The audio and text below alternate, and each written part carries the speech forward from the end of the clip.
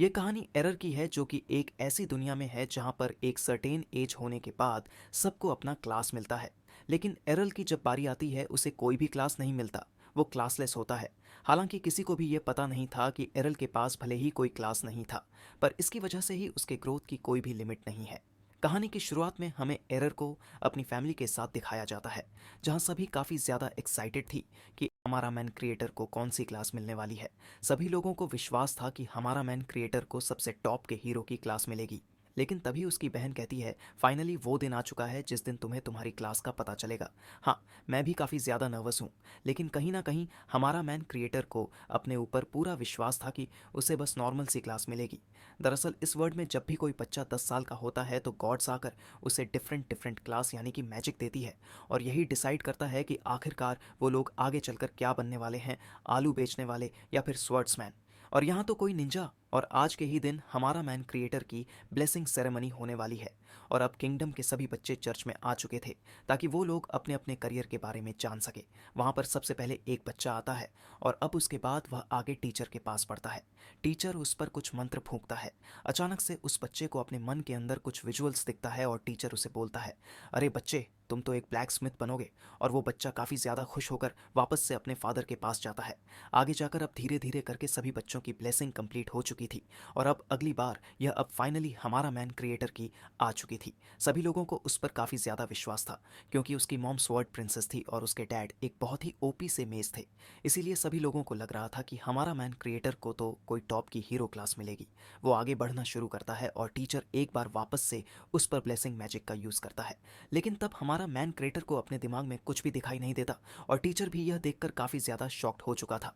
लेकिन वह बाद में जाकर सभी लोगों को बताता है, हमारा मैन क्रिएटर के पास कोई भी क्लास नहीं है, यानी कि इकलौता क्लासलेस हीरो है। और सभी लोग इस बात को सुनकर काफ़ी ज़्यादा शॉक्ड हो चुके थे। यहाँ तक कि हमारा मैन क्रिएटर अपने मन में बोलता है, नहीं ऐसा नहीं हो सकता। और नाउ हमारा मैन क्रिएटर को अपने मन में शक होता है कि क्या वो इस ज़िंदगी में कुछ कर भी पाएगा या फिर नहीं। इतने में हम वापस से हमारा मैन क्रिएटर को देखते हैं, जो कि स्वॉर्ड्स की ट्रेनिंग कर रहा था, क्योंकि उसकी मॉम इस पूरे वर्ल्ड की डन स्वॉर्ड प्रिंसेस थी। और वो अपने बेटे को बचपन से ही स्वॉर्ड की ट्रेनिंग दे रही थी। भले यह अलग बात है कि वो उसे आकर एकदम हेलीकॉप्टर शॉट मार देती थी, लेकिन फिर भी अब हमारा मैन क्रिएटर को स्वॉर्ड के बारे में काफ़ी कुछ पता चुका था। लेकिन उसकी फैमिली काफ़ी ज़्यादा सपोर्टिव थी। इसीलिए वो उसे बोलती है, अरे बच्चे, तुम आराम से ट्रेनिंग करो, हम तुम्हें अपने घर से बाहर नहीं निकालने वाले। और अब उसके बाद हमारा मैन क्रिएटर डिसाइड कर देता है कि वो इस पूरे वर्ल्ड का सबसे ओपी स्वॉर्डमैन बनेगा। इसीलिए वो ट्रेनिंग करने के लिए आगे बढ़ता है।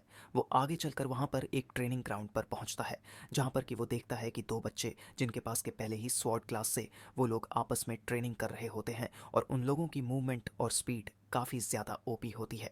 लेकिन जब वो लोग हमारा मैन क्रिएटर को देखते हैं तो वह काफ़ी शॉक्ड हो चुके थे। हमारा मैन क्रिएटर उनके पास आता है और वह उनसे बातचीत करना शुरू करता है। वो उन्हें बोलता है, अरे क्या मैं भी आप लोगों के साथ स्वर्ड की ट्रेनिंग कर सकता हूँ। लेकिन वो उसे साफ साफ ऐसा करने के लिए मना कर देते हैं। उनमें से एक बच्चा उसे बोलना शुरू करता है, तुम्हारे पास कोई भी क्लास नहीं है, इसीलिए तुम स्वॉर्ड की ट्रेनिंग बिल्कुल भी नहीं कर सकते। लेकिन हमारा मैन क्रिएटर की ग्रैंड मस्ती काफ़ी ज़्यादा थी, इसीलिए वो उसे सीधा ही 1v1 कस्टम मैच के लिए चैलेंज कर देता है। और वो बच्चा भी फ्री फायर का एक प्रो खिलाड़ी था, इसीलिए वो उसके चैलेंज को एक्सेप्ट कर देता है। पर लड़ने से पहले वो उसे बोलता है, अरे तुम्हारे पास प्रोडक्शन मैजिक है या फिर वह भी नहीं है। और प्रोडक्शन मैजिक तो इस वर्ल्ड के हर एक बच्चे को मिलता है, जो भी इस वर्ल्ड में पैदा होता है। पर हमारा मैन क्रिएटर के पास तो वह भी नहीं था। पर वो फिर भी उसे फाइट करने के लिए बिल्कुल मान जाता है। वो उसे बोलना शुरू करता है, देख बच्चे, लड़ना है तो लड़। और अब हम देखते हैं कि वो लोग फाइट करना शुरू करते हैं। और लकीली हम देखते हैं कि हमारा मैन क्रिएटर के पास कोई भी स्वॉर्ड क्लास नहीं थी, पर उसे फिर भी स्वॉर्ड फाइट करनी आती थी। और वह उस बच्चे से बहुत ही ओपी तरीके से लड़ना शुरू कर देता है। उस बच्चे के दोस्त को लगता है कि वो तो हमारा मैन कैरेक्टर से बस खेल रहा है, इसीलिए वो पीछे से उसे बोलता है, अरे जल्दी से अब इसे ख़त्म भी कर लो। लेकिन वो बच्चा बोलता है, अरे नहीं, मैं अकेला नहीं कर सकता। ये बच्चा काफ़ी ज़्यादा स्ट्रांग है और वो बच्चा अकेले हमारा मैन कैरेक्टर से नहीं लड़ पा रहा था। इसीलिए पीछे से उसका दोस्त भी हमारा मैन कैरेक्टर पर वार करना शुरू करता है। इतने में ही हमारा मैन कैरेक्टर अपनी सुपर स्पीड से वहाँ पर निकल जाता है और बारी बारी करके दोनों को ही वन टैप मारकर ख़त्म कर देता है। और वो दोनों बच्चे हमारा मैन कैरेक्टर के इस टैलेंट को देखकर काफ़ी ज़्यादा शॉक्ड हो चुके थे। वो बहाने बनाना शुरू करते हैं, अरे नहीं, तुमने चीटिंग की है, हमें वापस से रीमैच चाहिए। ठीक है, अगर तुम्हें रीमैच करना है तो भी आ जाओ। लेकिन तभी पीछे से वहाँ पर एक अजीब सा लाल बालों वाला बच्चा आता है और उसकी क्लास बाकी लोगों से काफ़ी ज़्यादा हाई की होती है। वो उन दोनों बच्चों को बोलता है तुम मुझसे पहले ही हार चुके हो, इसलिए तुम लोग रीमचर्स डिजर्व नहीं करते। उसके बाद हम देखते हैं कि वह लाल बालों वाला बच्चा हमारा मैन कैरेक्टर की ओर आगे बढ़ना शुरू करता है और वह उससे पूछता है क्या तुम स्वॉर्ड प्रिंसेस के बेटे हो। और अब इसीलिए वह बच्चा भी हमारा मैन कैरेक्टर को 1v1 कस्टम के लिए चैलेंज कर देता है। बाद में जाकर हमारा मैन कैरेक्टर को पता चलता है कि यह बच्चा कोई और नहीं बल्कि विलेज सिक्योरिटी कैप्टन इवान का बेटा है। और हमारा मैन कैरेक्टर इसके फादर यानी कि इवान को पहले से ही जानता था और उसका फादर इस विलेज का सेकंड स्ट्रांगेस्ट स्वर्ड्समैन है। और अब वो बच्चा भी काफ़ी ज़्यादा रेस में आ चुका था।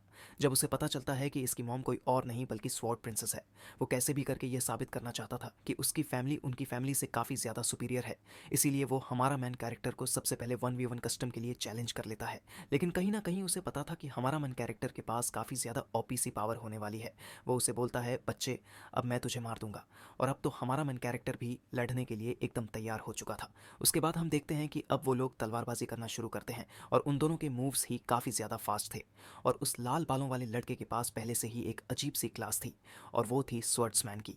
इसीलिए उसके पास हमारा मैन कैरेक्टर से थोड़ा ज़्यादा एडवांटेज था। उनकी फाइट के बीच में अचानक से हमारा मैन कैरेक्टर को एक ओपनिंग दिखती है, इसीलिए वह उसे ख़त्म करने के लिए आगे बढ़ता है। लेकिन मौका देखते ही उस वक्त वो उस पर डबल स्लैश का यूज़ कर देता है और यह वाली स्किल काफ़ी ज़्यादा ओपी होती है, जिसको खाने के बाद कि अब हमारा मैन कैरेक्टर काफ़ी ज़्यादा इंजर्ड हो चुका था और अब ये फाइट हमारा मैन कैरेक्टर हार चुका था। अगले दिन हम देखते हैं कि जब हमारा मैन कैरेक्टर अपनी आंखों को खोलता है तो वहाँ पर उसकी बहन आती है और उसके साथ थॉट को डेवलप करने के लिए बिल्कुल तैयार हो चुकी थी। लेकिन हमारा मन चरित्र एक सिग्मा सिग्मा बॉय था, इसीलिए वह सीधा ही आगे बढ़ना शुरू करता है।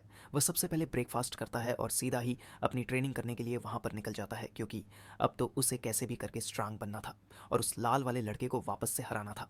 हम देखते हैं कि जो हमारा मैन कैरेक्टर की बहन होती है वो हमारा मैन कैरेक्टर की मॉम के पास जाती है और वो उसे पूछती है मॉम हमारा मैन कैरेक्टर के पास कोई भी क्लास नहीं है, लेकिन वो फिर भी इतनी ट्रेनिंग क्यों कर रहा है। उसकी मॉम उसे समझाती है कि जो हमारा मैन कैरेक्टर है वह इस वक्त काफ़ी ओपी तरीके से ट्रेनिंग कर रहा है। वह उसे एक बक्से तक ले जाती है जहाँ पर कि बहुत सारी टूटी हुई स्वाड रखी हुई थी और उसने तो पिछले हफ्ते काफ़ी ज़्यादा ट्रेनिंग कर रखी थी। इतने में ही वह बोलती है मॉम मेरा सपना है कि मैं एक ऐसे वर्ल्ड का निर्माण करूं जहाँ पर कि सभी लोग जिनके पास भी क्लास नहीं है वो सभी लोग वहाँ पर सर्वाइव कर सके। और जिस बात को सुनकर कि फरा भी काफ़ी ज़्यादा खुश हो चुकी थी। आगे हम देखते हैं कि हमारा मैन कैरेक्टर अपनी ट्रेनिंग करना शुरू करता है, लेकिन तभी पीछे से एक ज़ॉम्बी आकर उस पर अटैक करता है। लेकिन तभी हम देखते हैं कि हमारा मैन कैरेक्टर सही समय पर अपनी डबल स्लैशेबिलिटी का यूज़ करके उसे ख़त्म कर देता है और अब वो वापस से अपने विलेज की ओर भागने वाला था ताकि वह विलेज के चीफ को यहाँ पर बुला पाए। लेकिन तभी उसे कुछ बच्चों के चलाने की आवाज़ आती है, इसीलिए वह फॉरेस्ट की ओर आगे बढ़ता है और वहाँ पर वह झांक कर देखता है कि उसी लाल वाले लड़के पर एक अजीब सा हॉर्ब गॉबिन अटैक कर रहा है। और वो बच्चा भी सैम हमारा मैन क्रिएटर के जैसा ही यहाँ पर ट्रेनिंग करा था और यहाँ तक कि उसने कुछ गोब्लिन्स को हरा भी दिया था।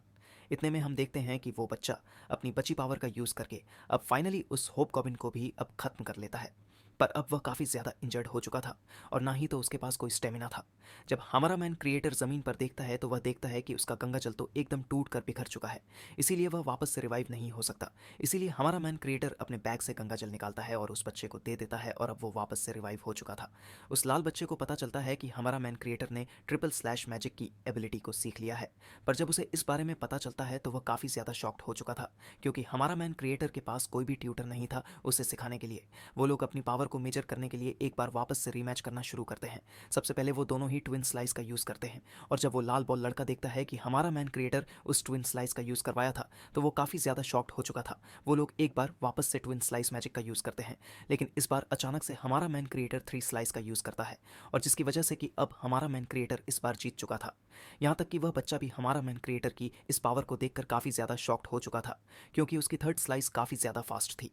आगे हम देखते हैं कि वो लोग डिनर करना शुरू करते हैं, लेकिन तभी फेरा हमारा मैन क्रिएटर को बताना शुरू करती है क्या तुम्हें पता है कि इवन का बेटा ब्रेस्टा सिटी में जा रहा है और ब्रेस्टा सिटी काफ़ी ज़्यादा कमाल की सिटी होती है जहाँ पर कि देश के अलग अलग कोने से तलवारबाज सीखने के लिए आते हैं। और फेरा तो अपने प्राइम टाइम में यहीं पर सिखाने का काम किया करती थी।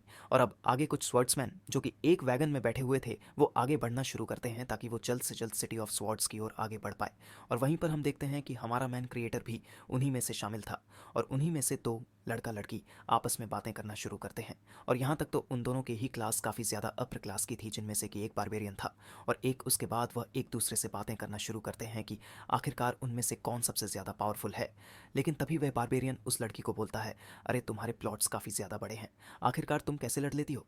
लेकिन तभी हम देखते हैं कि जो वैगन का ड्राइवर होता है वह उन्हें बोलता है अरे रुक जाइए, अब पता चल जाएगा कि आखिरकार आप में से कौन स्ट्रांग है।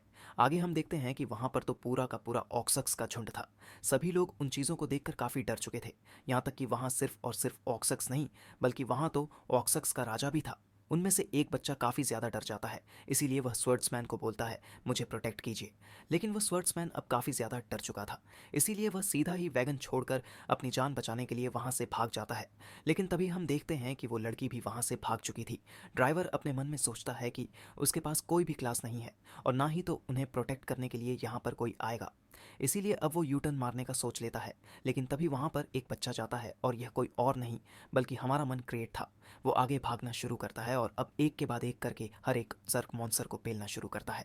उसकी स्पीड अब काफ़ी ज़्यादा ओपी हो चुकी थी और यहाँ तक कि वो एक ओपीसी मैजिकल बिल्डिंग का यूज़ करा था जिसका नाम था ब्लैंक डैश। लेकिन तभी हम देखते हैं कि ऑक्स की सेना उसे चारों दिशाओं से घेर के रख देती है। लेकिन तभी हम देखते हैं कि हमारा मैन क्रिएटर अपनी सबसे पावरफुल मैजिक का यूज़ करता है जिसका नाम होता है ब्लेड डांस। और ये सिर्फ और सिर्फ स्वॉर्ड प्रिंसेस ही अपने ज़माने में यूज़ कर पाती थी, और यहाँ तक कि वो वैगन का ड्राइवर भी। ये देखकर काफ़ी ज़्यादा शॉक्ड हो चुका था कि आखिरकार एक बच्चा स्वॉर्ड प्रिंसेस की मैजिकल एबिलिटी का यूज़ कैसे कर पाता है। लेकिन तभी हम देखते हैं कि हमारा मन क्रिएट यहीं पर नहीं रुकता। वह सबसे पहले हवा में एक ऊंची जंप को मारता है और एक ही शॉट में किंग ऑफ ऑक्सक्स को ख़त्म कर लेता है। वो वापस से उसी ड्राइवर की ओर आगे बढ़ता है और वो उसे बोलता है, अब रास्ता साफ हो चुका है, क्या अब हम सिटी ऑफ स्वॉर्ड की ओर आगे बढ़ सकते हैं। और यहाँ तक कि वो बच्चे हमारा मैन क्रिएटर की इस पावर को देखकर काफ़ी ज़्यादा शॉक्ड हो चुके थे। आप तो पहले से ही काफ़ी स्ट्रांग स्वॉर्ड्समैन हो, आखिरकार आपकी क्लास क्या है। अरे मेरी क्लास क्लासलेस है, क्या ऐसा नहीं हो सकता। ए सीन के साथ ये एपिसोड यहीं पे ख़त्म होता है भाई भाई। इसका नेक्स्ट एपिसोड जल्दी ही आएगा। और जो मैंने वीडियो में थोड़ा उल्टा सीधा बोल दिया है उस पर ध्यान मत देना भाई, बस वीडियो को एंजॉय करो। तब तक के लिए बाय बाय।